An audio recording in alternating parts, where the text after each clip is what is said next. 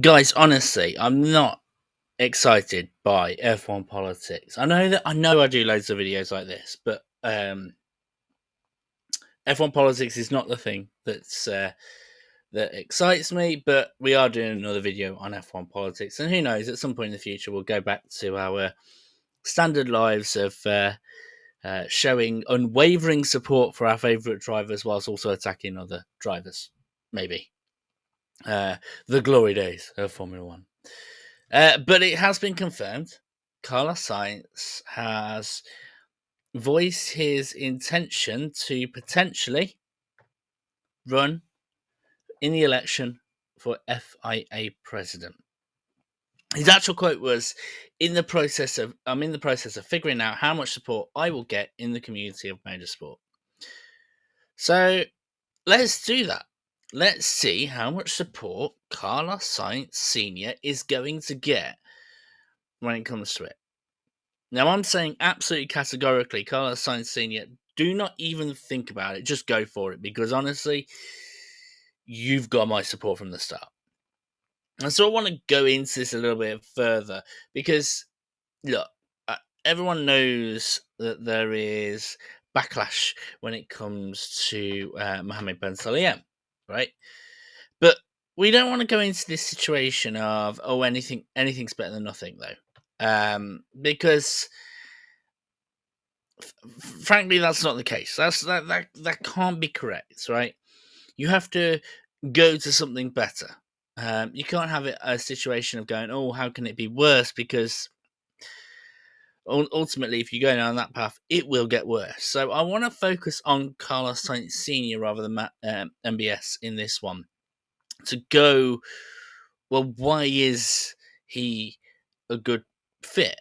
Why does he have my support?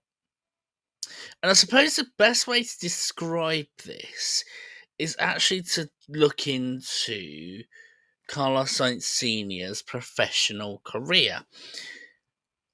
Because what is he? Is he like his son? Is he a Formula One driver? No, he was in World Rally Championships, actually.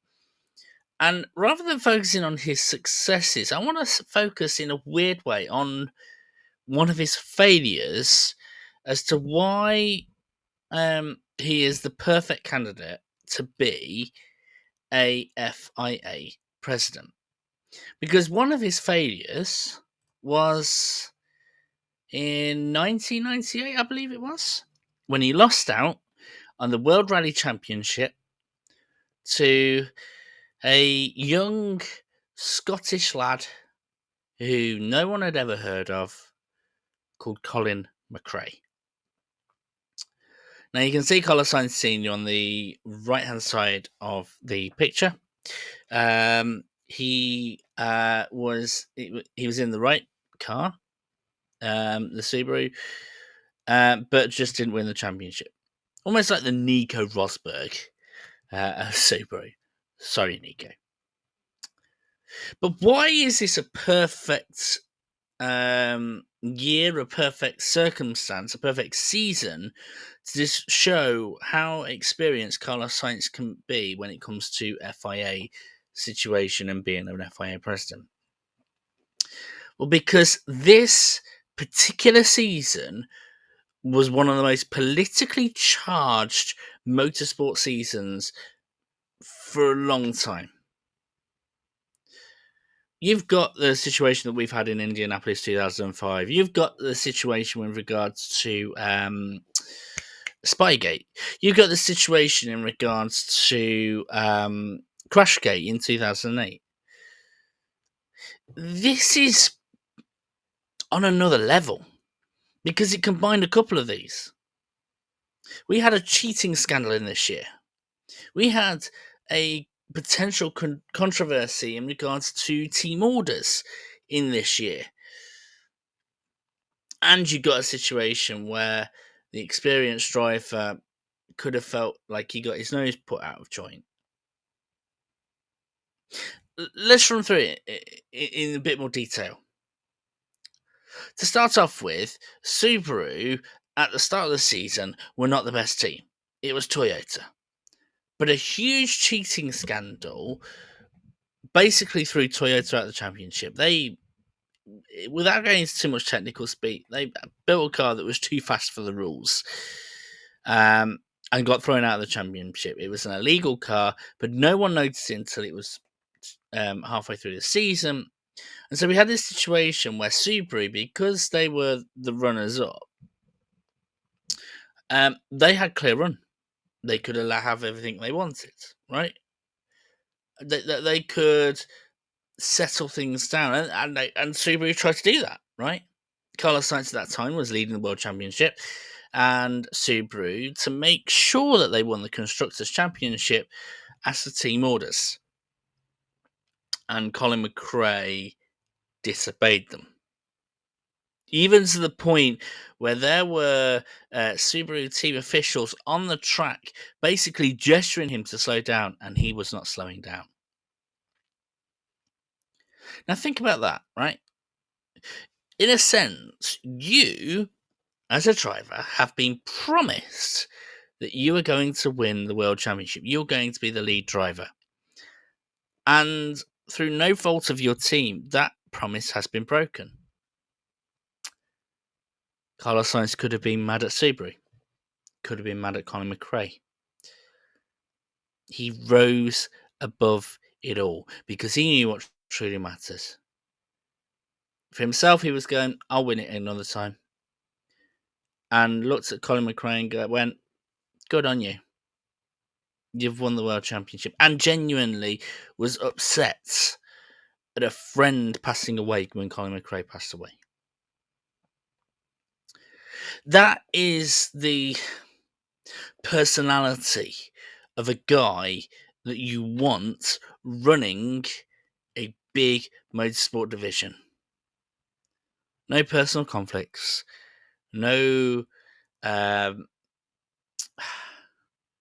not taking things personally, just being calculated about it and caring about it. It's a hard blend to have, but calculated and caring, that was what Carlos Sainz showed. Now, what could be the drawback? What could be the thing holding Carlos Sainz back from being an FIA president? We've just focused on a really good example. What could be the thing holding him back?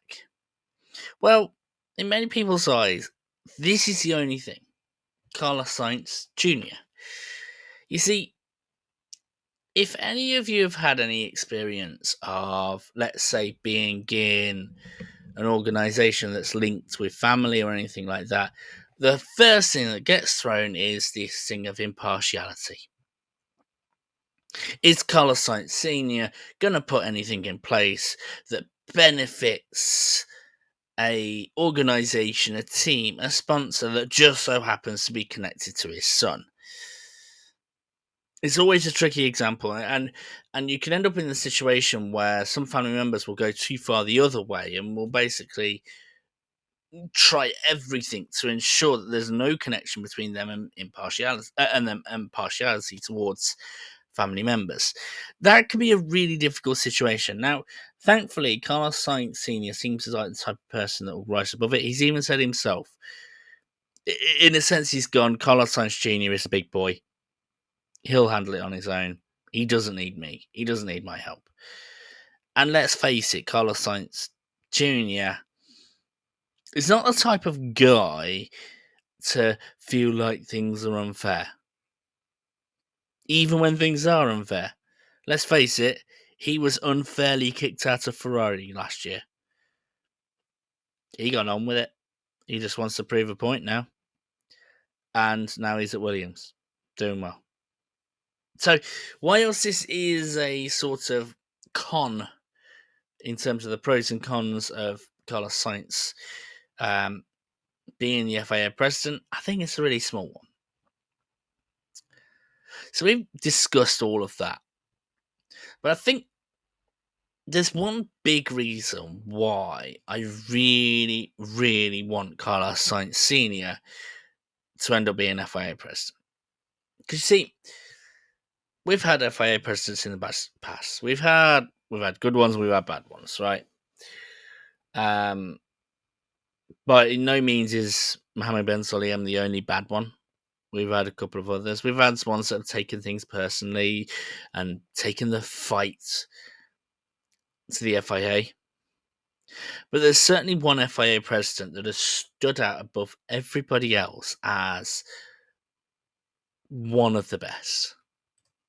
Jean Todt. Now, here's the thing. Like I said, we've had FIA presidents in the past. Good example in Balestri, who, one of the worst times, right? Max Mosley, okay, but scandals. But Jean Todt was the FIA president between 2009 and 2021. And here's the thing. That was a time when F1 and the FIA was at its best. And let me explain why. That was a time where all we focused on was Formula One. We didn't focus too much on the politics. 2009 could have been very politically charged, but guess what? We focused more on the Brawn situation. And actually, our best racing, our best championships, four-way battles and things like that. There was no overshadowing with politics or anything like that. And even the, let's say, social media charged year of 2021, when you had Team LH and Max Verstappen fans fighting each other in a situation where so much insanity was happening. All the drama was on the track and none of the drama was off the track. And if you're the FIA and if you're F1, that is ideal scenario. You want to be the provider of the entertainment where the drama is happening, not be the source of the drama itself. All this stuff that we've had when it comes to the rules and the fighting back from Formula One drivers, you don't want to be at odds with Formula One drivers. Max Mosley was a typical person who was at odds with Formula One drivers and Formula One teams, and it was a really toxic time. Indy 2005 was a very clear example of when they were at odds with each other. But why was Jean Todt so special? Because, well, he focused on the human element. He didn't want the attention to be on himself, and he did everything he could to push it away from himself. And look at it from a personal perspective. He is one of the people who has been allowed to have first point contact with Michael Schumacher and his family at this present moment. Why? Because they trust him to not make it be about himself. When the press ask him questions about it, he basically goes, do you know what? I'm not even going to say anything. I've been entrusted as a friend, and as a friend, I'm going to keep the friendship going.